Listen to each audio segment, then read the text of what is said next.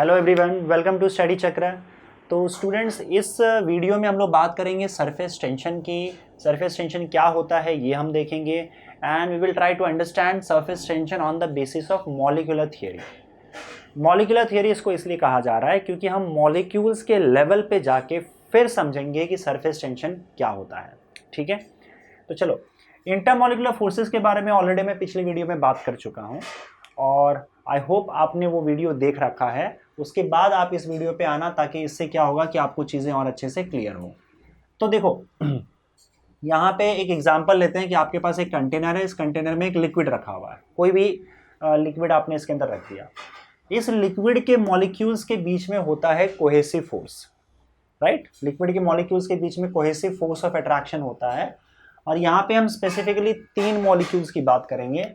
एक ऐसा मॉलिक्यूल होगा जो पूरी तरह से इस लिक्विड या लिक्विड के बल्क के अंदर होगा। बल्क में होगा मतलब पूरी तरह से डूबा हुआ होगा। जैसे मान लो ये लिक्विड है और इस लिक्विड का हम स्फीयर ऑफ इन्फ्लुएंस बनाते हैं। स्फीयर ऑफ इन्फ्लुएंस के बारे में भी लास्ट वीडियो में मैं बात कर चुका हूँ। तो मान लो ये इसका स्फीयर ऑफ इन्फ्लुएंस है। तो स्फीयर ऑफ इन्फ्लुएंस में इस मॉलिक्यूल्स में जितने भी मॉलिक्यूल्स आ रहे हैं बस वही इस मॉलिक्यूल पे फोर्स एक्सर्ट कर पाएगा। तो हम देख रहे हैं कि चारों बगल से, चारों साइड से इस मॉलिक्यूल के अगल बगल सेम नंबर ऑफ मॉलिक्यूल्स हैं। तो इसका मतलब इसको same amount of force of attraction हर जगह से फील होगा इस तरीके से। और सारे फोर्सेस ऑफ अट्रैक्शन का जो रिजल्टेंट होगा वो ज़ीरो हो जाएगा क्योंकि सारे एक दूसरे को कैंसिल कर देंगे, राइट, क्योंकि हर डायरेक्शन में सेम फोर्स लग रहा है। अब एक मॉलिक्यूल मैं यहाँ पे कंसिडर कर रहा हूँ जो कि आपका इस पार्ट पे है, यहाँ पे है। मतलब ये देख रहे हो आप, ये फ्री सरफेस होता है लिक्विड का। लिक्विड का फ्री सरफेस का मतलब जहाँ पे उसकी बाउंड्री होती है उसके बाद आपका दूसरा मीडियम या एयर चालू हो जाएगा। ठीक है, तो यहाँ पे जो फ्री सरफेस है, फ्री सरफेस के नीचे और कितने डिस्टेंस तक, आर डिस्टेंस तक। अब ये आर डिस्टेंस क्या है? आर मैंने बताया था range of molecular range 10⁻⁹ metre. मतलब यहाँ तक आपका फोर्स काम करता है। तो आप ऊपर से लेकर रेंज तक अगर सपोज करो यहाँ पे मैं ये पार्ट कंसिडर करूँ तो इसके अंदर अगर मैंने एक मॉलिक्यूल कंसिडर कर लिया तो देखो आपको पता होना चाहिए कि यहाँ पे जो स्फीयर ऑफ इन्फ्लुएंस है उसका जो रेडियस होता है वो वही 10⁻⁹ मीटर या आर के बराबर होता है। तो अगर सपोज करो इसका आप रेंज या स्फीयर ऑफ इन्फ्लुएंस बनाओगे तो ये स्फीयर ऑफ इन्फ्लुएंस कुछ ऐसा बनेगा जिसमें थोड़ा सा पार्ट जो है वो सरफेस के बाहर चला जाएगा और बाकी पार्ट आपका नीचे होगा। अब इस केस में होगा क्या कि ये जो मॉलिक्यूल है इसको नीचे की ओर ज़्यादा फोर्स लगेगा और ऊपर की ओर कम लगेगा क्योंकि ऊपर की ओर जो मॉलिक्यूल्स है थोड़े कम है और नीचे की ओर मॉलिक्यूल्स ज़्यादा है। ऊपर फोर्स कम लगेगा, नीचे की ओर उसको ज़्यादा फोर्स लगेगा। नीचे में ज़्यादा लिक्विड के मॉलिक्यूल्स हैं।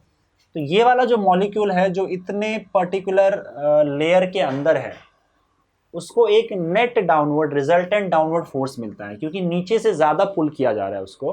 और ऊपर का लिक्विड के मॉलिक्यूल्स क्योंकि कम है, देखो इतना सा पार्ट है, तो ऊपर थोड़ा कम फोर्स लगेगा, नीचे ज़्यादा फोर्स लगेगा। तो इस मॉलिक्यूल को आप मान के चल सकते हो कि नीचे खींचा जा रहा है। और ऐसे इस पार्ट में जितने भी मॉलिक्यूल्स है सबके साथ ऐसा ही होगा। तो इस पूरे लेयर में जितने भी मॉलिक्यूल्स हैं सबको एक रिजल्टेंट डाउनवर्ड फोर्स फील होता है जो कि उसी के मॉलिक्यूल्स नीचे की ओर लगा रहे हैं उसको। उसी के मॉलिक्यूल्स लगा रहे हैं मतलब ये कोहेसिव फोर्स है। अगर मैं किसी मॉलिक्यूल को एकदम सरफेस पे कंसिडर कर रहा हूँ तो सरफेस पे देखो ध्यान से, तो आधा स्फीयर ऑफ इन्फ्लुएंस इसका नीचे होगा और आधा स्फीयर ऑफ इन्फ्लुएंस उसका ऊपर होगा। ऊपर में देखो कुछ एयर के पार्टिकल्स हो सकते हैं, एयर के मॉलिक्यूल्स हो सकते हैं जो कि इसके ऊपर एडहेसिव फोर्स लगा है, पर उसकी डेंसिटी इतनी कम होती है कि आप उसको ना के बराबर मान सकते हो, ज़ीरो मान सकते हो। तो अब इस मॉलिक्यूल को अगर आप देखोगे तो उस पर नेट डाउनवर्ड फोर्स ही लग रहा है क्योंकि ऊपर लिक्विड का एक भी मॉलिक्यूल नहीं है। तो सरफेस के जितने भी मॉलिक्यूल्स हैं और इस आर थिकनेस के लेयर में जितने भी मॉलिक्यूल्स है लिक्विड के, इन सबको नीचे की ओर एक फोर्स फील होता है जो कि इसी के लिक्विड के मॉलिक्यूल्स इसको लगा रहे हैं, कोहेसिव फोर्स लगा रहे हैं। अब इसके वजह से होता क्या है कि ये जो लिक्विड का लेयर है वो, क्योंकि अब उसको नीचे की ओर खींचा जा रहा है तो ये एक्चुअली में एक स्ट्रेच्ड रबर की तरह बिहेव करने लग जाता है क्योंकि अब यहाँ पे हलचल होगी। अगर इन सबको नीचे खींचा जा रहा है मॉलिक्यूल्स को, तो क्या होगी यहाँ पे इस लेयर पे या सरफेस पे हलचल होगी और ये फिक्स नहीं होगा बल्क की तरह। जैसे बल्क में सारे मॉलिक्यूल्स आराम कर रहे हैं, हर जगह से सेम फोर्स लग रहा है, लेकिन ऐसा केस सरफेस का और इसका जो तुम्हारा ये लेयर है ऊपर का r डिस्टेंस तक, ऐसा नहीं है। ये हर जगह होगा। जैसे मान लो अगर एक पानी में तुम एक ग्लास में तुम पानी लेके आ जाओ, तो उसका जो ऊपर का लेयर होगा ना, उस पर ये हलचल शुरू हो जाएगा। ऊपर के लेयर के मॉलिक्यूल्स को, इस थिकनेस के में जितने भी मॉलिक्यूल्स आ रहे हैं, सबको एक डाउनवर्ड फोर्स फील होगा, उन सबको नीचे खींचने की कोशिश की जाएगी। अब इसके चक्कर में होता क्या है, देखो कि ये जो आपका ऊपर का लेयर है या फिर सरफेस है, वो श्रिंक होने की कोशिश करता है। क्यों? ताकि ये जो फोर्स है, इन पर जो फोर्स लग रहा है, वो कम हो सके। अगर मान लो मैं थोड़ा सा पानी उठा के इस तरह से हवा में डाल देता हूँ, तो हवा में भी क्या होता है, जितने भी सरफेस के मॉलिक्यूल्स हैं, इन सरफेस के मॉलिक्यूल्स को ये जो बल्क वाला है, ये अंदर की ओर खींचने की कोशिश करता है। ठीक है? क्यों? उसका रीज़न हम लोग ने देखा कि नीचे की ओर ज़्यादा फोर्स लग रहा है इनको। बल्क वाले मॉलिक्यूल को कुछ नहीं होगा, लेकिन सरफेस वाले जो मॉलिक्यूल्स है उसको अंदर खींचने की कोशिश करता है। इससे होता क्या है कि ये मॉलिक्यूल्स जो है वो अंदर जाने की कोशिश करते हैं और आपका जो सरफेस है वो सरफेस सिकुड़ने लगता है। अंदर खींचा जा रहा है इनको, आपका जो सरफेस है वो सिकुड़ने लगता है और छोटा होने की कोशिश करता है, श्रिंक होने की कोशिश करता है। इसके चक्कर में होता क्या है कि अगर आप सरफेस पे देखोगे, तो अगर मान लो आपने कोई भी लिक्विड का एक सरफेस ले लिया है, तो इस सरफेस पे ये अब सिकुड़ने की वजह से, मान लो इसको ये सिकुड़ा जा रहा है एकदम, जैसे कि ये पूरा पार्ट है लिक्विड सरफेस का, वो पूरा अंदर घुसने की कोशिश कर रहा है। तो होगा क्या कि ये जो है ना रबर की तरह स्ट्रेच हो जाएगा, पूरा चारों बगल से रबर की तरह स्ट्रेच हो जाएगा। जैसे मान लो बलून है आपका, बलून अगर आपने फुगा दिया, तो बलून के सरफेस का हालत समझो आप कैसा है, राइट? तो वहाँ पे होता क्या है कि ये सबको अंदर खींचने की कोशिश की जा रही है। अब देखो अंदर जितना जगह है उतना मॉलिक्यूल्स जा पाएगा, बाकी क्या होगा, they remain under tension, stretched situation में रह जाते हैं। जो भी आपका लिक्विड सरफेस होता है वो सिकुड़ने की कोशिश करते हैं और ये स्ट्रेच्ड सिचुएशन में रह जाते हैं। उसी तरह से, जिस तरह से अगर आप एक रबर शीट को स्ट्रेच कर दो, ठीक है, उसी तरह से आपका लिक्विड का सरफेस भी जो है वो स्ट्रेच रह जाते हैं।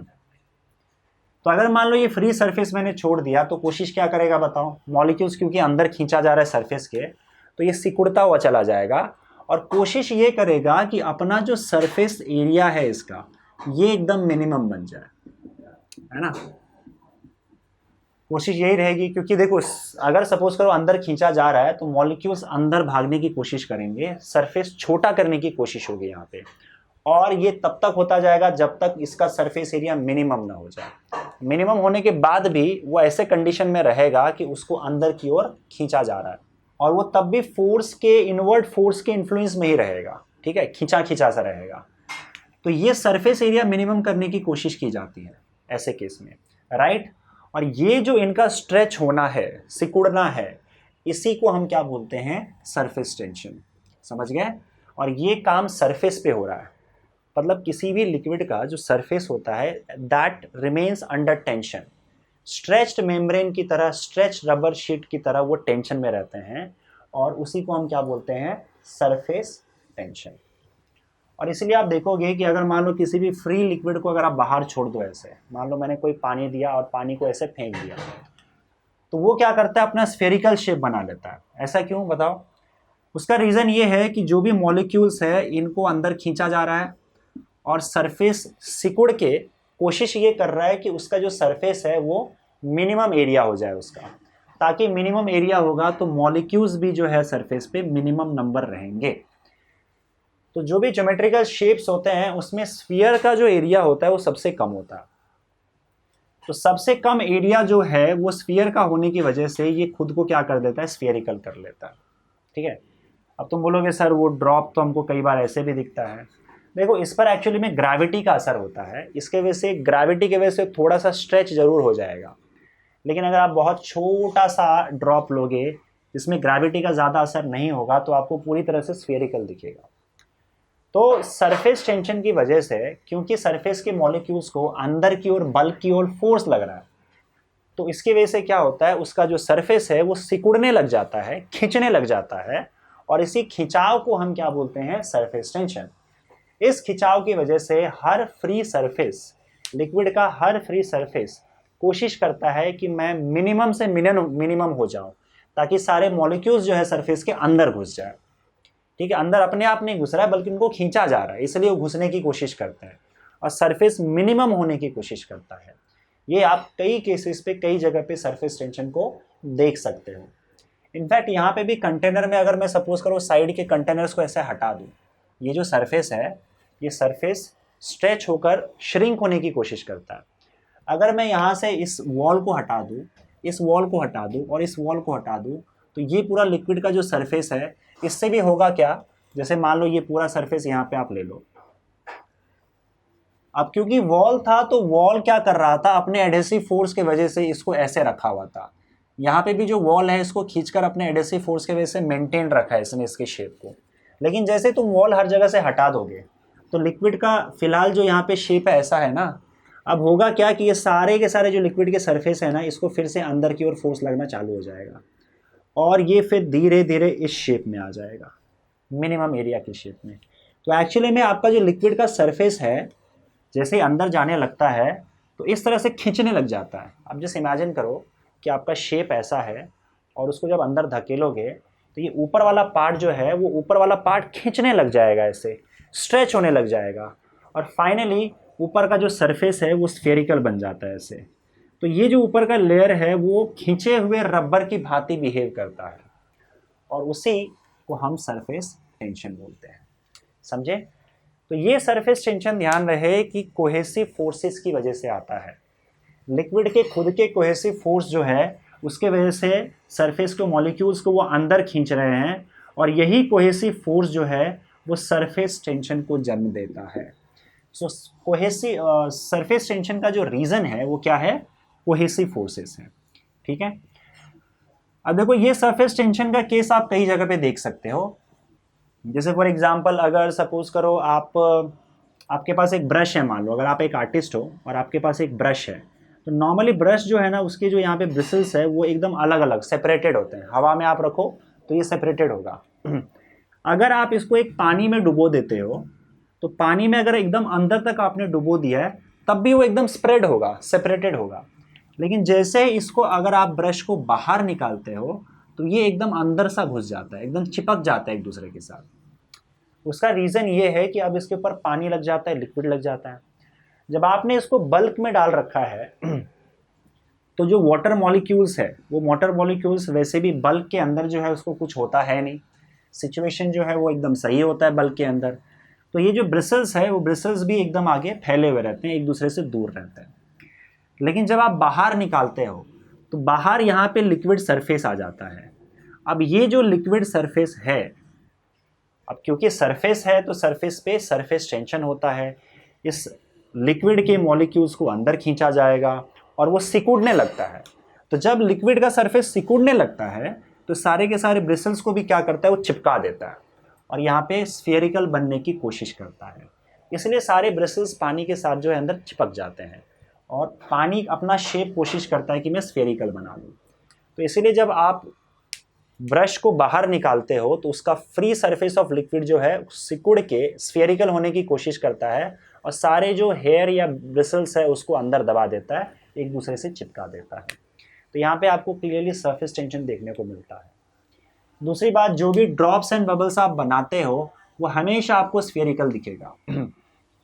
ग्रेविटेशनल फोर्स जब उसको नीचे खींचता है उसकी वजह से थोड़ा सा इसका शेप ज़रूर बिगड़ता है, लेकिन अगर आप ग्रेविटी को हटा दो तो आपको कंप्लीटली ये स्फीयर दिखेगा। रीज़न मैंने बता दिया कि भाई वो एरिया अपना मिनिमम करने की कोशिश करता है ताकि सरफेस पे मिनिमम नंबर ऑफ मॉलिक्यूल्स रह पाए और सारा बल्क में खींचा जाता है। तो मिनिमम सरफेस एरिया जो होता है वो स्फीयर का होता है। जो भी आपका 3 डायमेंशनल ज्योमेट्रिकल सरफेसेस हैं या शेप्स है उन सब में सबसे कम एरिया स्फीयर का ही होता है, इसीलिए वो अल्टीमेटली अपना शेप जो है वो स्फेरिकल बना लेता है। समझ गए? तो यहाँ पे आपको ये एग्जांपल देखने को मिलेगा। इनफैक्ट आपको पता है, अगर आप सपोज करो एक सर्कल, एक flame low, circular flame low और उसके अंदर आप एक काम करो, इसको सोप सोल्यूशन में डाल दो। सोप सोल्यूशन में डालने के बाद क्या होगा, इस पर एक फिल्म फॉर्म हो जाएगा, सोप फिल्म, पता है ना, जैसे वो बबल के केस में करते हैं ना, बबल ब्लो करते हैं, तो एक ऐसे ही गोला सा आता है, इसको हम सोप सोल्यूशन में डालते हैं, निकालते हैं और फुलाते हैं तो बबल निकल आता है। ऐसे ही आपको क्या करना है, एक सरफेस लेना है बड़ा सा, उसमें सोप सोल्यूशन में डुबो के एक फिल्म बना देना है और फिर बड़े प्यार से क्या करना है, यहाँ पे एक सर्कुलर धागा इस तरह से डाल देना है, ठीक है। अब तक तो यहाँ पे कुछ होगा नहीं, और जैसे ही आप क्या करोगे ना, यहाँ पे ब्रेक करोगे, इसको ऐसे प्रिक करो किसी चीज़ से या उंगली से ही, तो ये क्या होगा, यहाँ पे ये जो बबल या फिल्म है ये फूट जाएगा। जैसे ये फूट जाएगा तो आप देखोगे कि ये जो रस्सी है वो तन जाता है और तन के स्ट्रेट बन जाता है, इसे सर्कुलर बन जाता है पूरा। अब इसको हम कैसे एक्सप्लेन करेंगे, again on the basis of surface tension. देखो, जब ये पूरा का पूरा एक फिल्म बना हुआ है सोप सोल्यूशन का, और आपने क्या किया, एक किसी तरीके से ऐसा आपने रस्सी डाल दिया।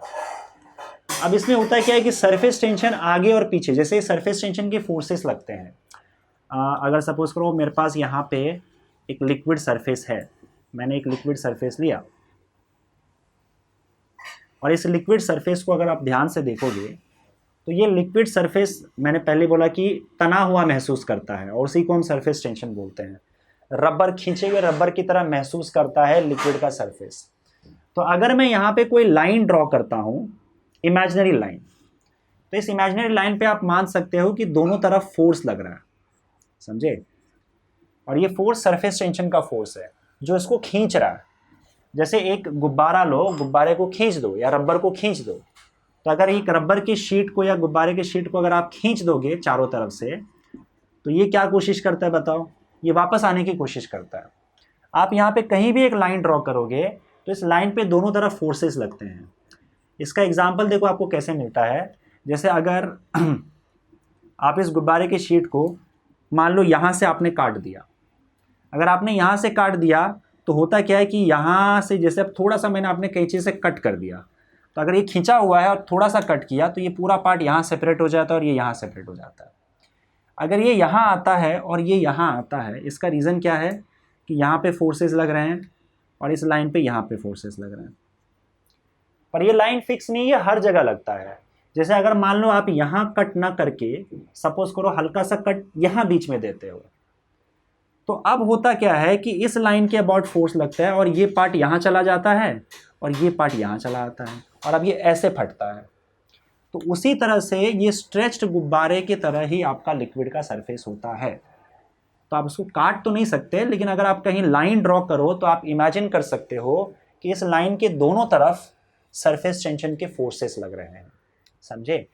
तो यहाँ पे भी देखो होता क्या है कि जब आपने एक रस्सी या एक धागा इस तरीके से यहाँ पे डाला, तो इस धागे पे सरफेस टेंशन के फोर्सेस लगेंगे दोनों तरफ। एक अंदर की तरफ लगेंगे जो इस धागे को अंदर खींचने की कोशिश कर रहा है, और दूसरा क्या होगा, बाहर की तरफ लगेगा, क्योंकि बाहर भी आपका सोप सोल्यूशन है। तो जो सोप सोल्यूशन का सरफेस टेंशन है वो अंदर और बाहर लगता है और ये दोनों फोर्सेस इक्वल एंड ऑपोजिट होते हैं, जिसकी वजह से आपका धागा जगह पे होता है। पर जिस मोमेंट पे आपने इसको बीच में प्रिक किया, प्रिक करने के बाद अंदर का जो फिल्म है वो फूट जाएगा। अंदर का फिल्म अगर फूट जाएगा तो ये अंदर के जो भी फोर्सेस हैं वो यहाँ से हट जाएंगे, ये पूरा एयर आ गया। पर बाहर के फोर्सेस तो लगी रहे ना अब बाहर के फोर्सेस इसको स्ट्रेच करेंगे हर डायरेक्शन में। अब हर डायरेक्शन में स्ट्रेच करेंगे, और मैंने बताया कि ये जो फिल्म है, सोप फिल्म लिक्विड यहाँ पे जो भी डाल रखा है आपने, इसका जो भी एरिया है वो कोशिश ये करेगा कि मेरा एरिया मिनिमम हो जाए। अगर आपका बाहर का एरिया मिनिमम करना है तो ये इंपॉर्टेंट है कि आप अंदर का एरिया मैक्सिमम करो। और याद रखना, 2 डायमेंशन में सर्कल जो होता है उसका एरिया सबसे ज़्यादा होता है। तो ऐसे केस में ये क्या करता है, खुद को सर्कल बना लेता है, सर्कल बनाने की कोशिश करता है, और फाइनली जब ये सर्कल बन जाता है तो इस पोजीशन पे ये रुक जाता है। इस पोजीशन पे जब ये सर्कल बन जाएगा तो याद रखना अंदर का एरिया मैक्सिमम हो गया, लेकिन बाहर का जो ये एरिया है लिक्विड का, सोप सोल्यूशन का, ये मिनिमम हो जाता है और वो खुद को मिनिमम करने की कोशिश करता है। तो यहाँ पे भी आपको सरफेस टेंशन का एग्जाम्पल देखने को मिल जाएगा, ठीक है ऐसे कई केसेस होते हैं, जैसे आपको पता है कि अगर मैं डिटर्जेंट की बात करूँ, जैसे हमको मालूम है कि हम कई बार क्या करते हैं, हमको कपड़ा अगर धोना होता है तो हम उसको डिटर्जेंट में ऐड करते हैं। आपको पता है कि अगर मान लो वाटर का जो सरफेस टेंशन होता है, वाटर के सरफेस टेंशन की वजह से पानी जो है वो एक्चुअली जो आपके कपड़े होते हैं, कपड़े के होल्स के अंदर अच्छे से घुस नहीं पाते हैं। जितना ज़्यादा सरफेस टेंशन होगा उतना ही वाटर को पेनिट्रेट करने में प्रॉब्लम होता है, अंदर घुसने में प्रॉब्लम होता है। तो हम क्या करते हैं, पानी में डिटर्जेंट मिला देते हैं। अब डिटर्जेंट क्या करता है, पानी के सरफेस टेंशन को कम कर देता है। जब पानी का सरफेस टेंशन कम हो जाता है तो अब वो इजीली कोने कोने में घुस सकता है और जो आपके डर्ट जो कोने कोने में छुपे हुए हैं उसको निकाल के बाहर कर सकता है। समझे? तो वाटर का सरफेस टेंशन कम करना, जब हम किसी चीज़ को साफ करते हैं वाटर से, वो हमारा एम बन जाता है।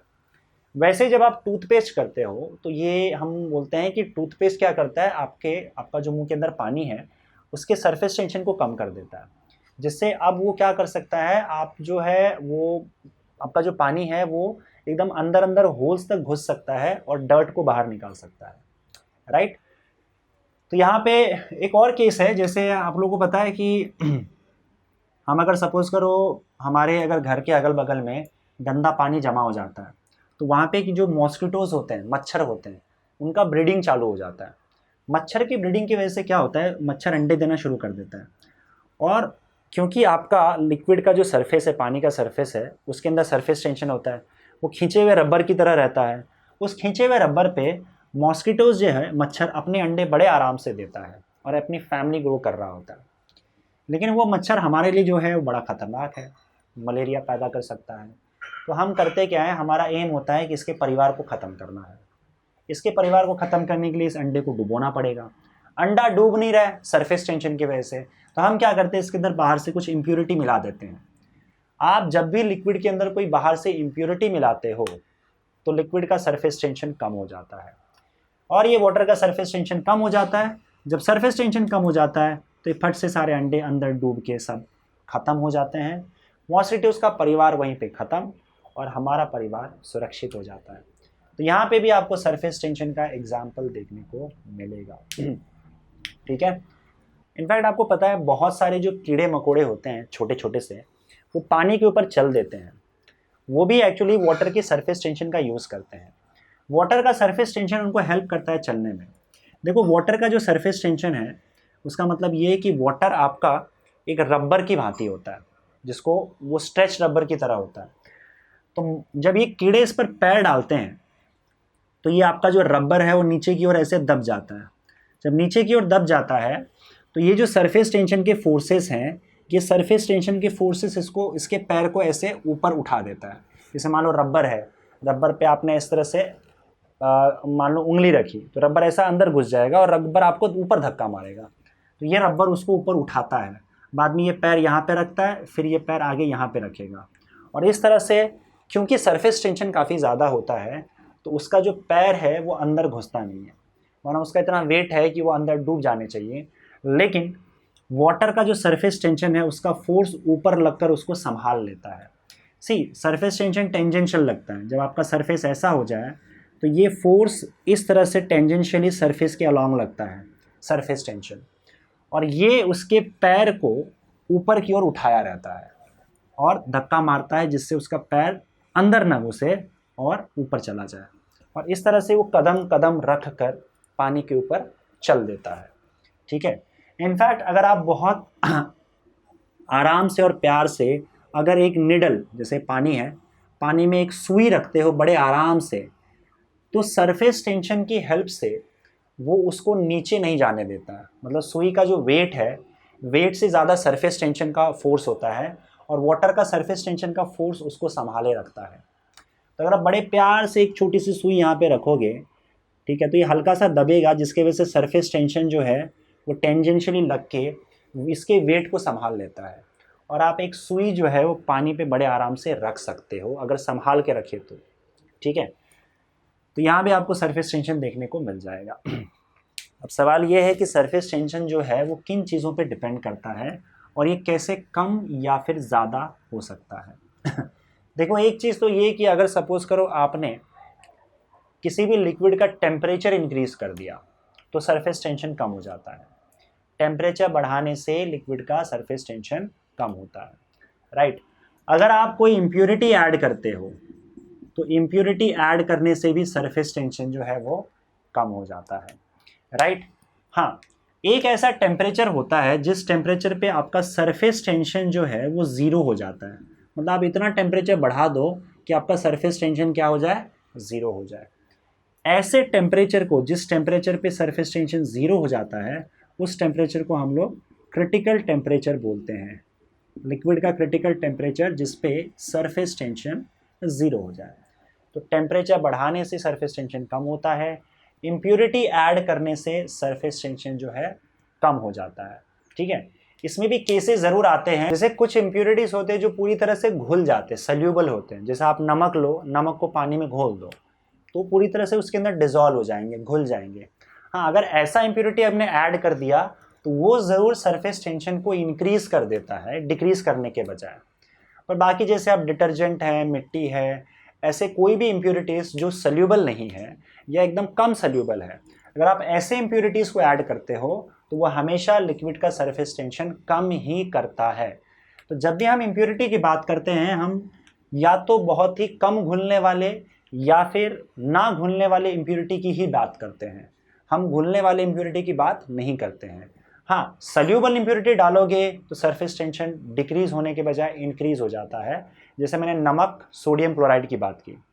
बाकी इनसॉल्युबल इम्प्योरिटी डालोगे तो सरफेस टेंशन जो है वो घटेगा ही। टेम्परेचर बढ़ाने से भी क्या होता है, सरफेस टेंशन घटता ही है। और जिस टेम्परेचर पे सरफेस टेंशन ज़ीरो हो जाए उसको हम क्रिटिकल टेम्परेचर बोलते हैं। अब होता क्या है, यहाँ पे देखो कि हम सरफेस टेंशन को डिफाइन करेंगे, उसका एक मैथमेटिकल फॉर्मूला आपको मिलेगा। सरफेस टेंशन देखो डिफाइन कैसे होता है।